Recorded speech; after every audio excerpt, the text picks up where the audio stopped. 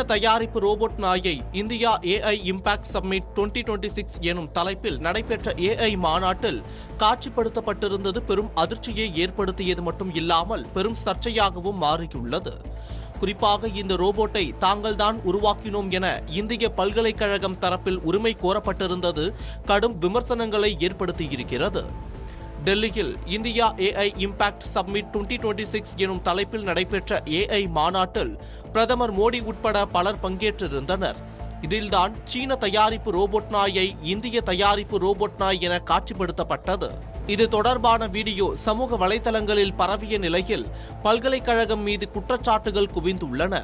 மேலும் பல்கலைக்கழகம் அளித்த விளக்கமும் விமர்சனம் செய்யப்பட்டு வருகிறது. டெல்லியின் பாரத் மண்டபத்தில் இந்தியா AI எக்ஸ்போ 2026 எனும் கண்காட்சியில் கல்கோட்டியாஸ் பல்கலைக்கழகம் ஒரு ரோபோட் நாயை காட்சிப்படுத்தியிருந்தது. இந்த ரோபோ நாய்க்கு ஓரியன் என பெயரிடப்பட்டிருந்தது. இது குறித்து பல்கலைக்கழகத்தின் சிறப்பு மையத்தை சேர்ந்த பெண் ஒருவர் ஊடகத்திற்கு அளித்திருந்த பேட்டிதான் சர்ச்சையை ஏற்படுத்தியிருக்கிறது.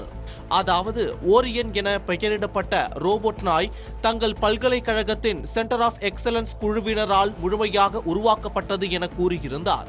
இந்த வீடியோதான் தற்போது சர்ச்சையை ஏற்படுத்தியிருக்கிறது. ஏனெனில் இந்த ரோபோவை தயாரித்த சீனாவை சேர்ந்த யூனிட்ரி எனும் நிறுவனம் இதற்கு யூனிட்ரி GO2 என பெயர் சூட்டியிருக்கிறது. இந்த தகவல்களை நெட்டிசன்கள் சமூக வலைதளங்களில் பகிர அது வைரலாகி இந்தியாவை பல்வேறு தரப்பினர் விமர்சித்து வருகின்றனர். சமூக வலைதளங்களிலும் இது குறித்து செய்திகள் வெளியானதால் நெருக்கடிக்கு உள்ளான கல்கோட்டியாஸ் பல்கலைக்கழகம் இந்த விவகாரம் குறித்து விளக்கம் அளித்தது. அதில் அந்த ரோபோவை தாங்கள் உருவாக்கியதாக உரிமை கோரவில்லை. இது மாணவர்களின் கற்றலுக்காக யூனிட்ரி நிறுவனத்திடம் இருந்து வாங்கப்பட்ட கருவி. இதன் செயல்பாடுகளை ஆராய்ந்து புதிய தொழில்நுட்பங்களை கற்க இது பயன்படுகிறது. புதுமைக்கு எல்லை கிடையாது. உலகம் முழுவதும் உள்ள தொழில்நுட்பங்களை மாணவர்களுக்கு அறிமுகப்படுத்துவதே தங்கள் நோக்கம் என தெரிவித்திருக்கிறது. பல்கலைக்கழகத்தின் இந்த விளக்கமும் விமர்சனத்திற்கு உள்ளாகி வருகிறது.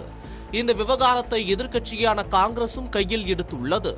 AI விஷயத்தில் மோடி அரசாங்கம் உலக அளவில் இந்தியாவை கேலிக்குரியதாக மாற்றியுள்ளது என்ற விமர்சனத்தை கடுமையாக முன்வைத்திருக்கிறது.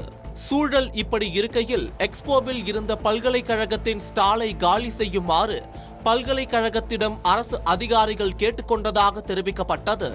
இந்த நிலையில் தற்போது ஸ்டாலை கல்கோட்டியாஸ் பல்கலைக்கழகம் காலி செய்திருப்பது அவ்விடத்தில் பரபரப்பை ஏற்படுத்தியுள்ளது. முன்னதாக அவர்களின் பெவிலியனுக்கான மின்சாரம் துண்டிக்கப்பட்டதாகவும் தகவல் வெளியான நிலையில் தற்போது இந்த சம்பவம் நடைபெற்றுள்ளது.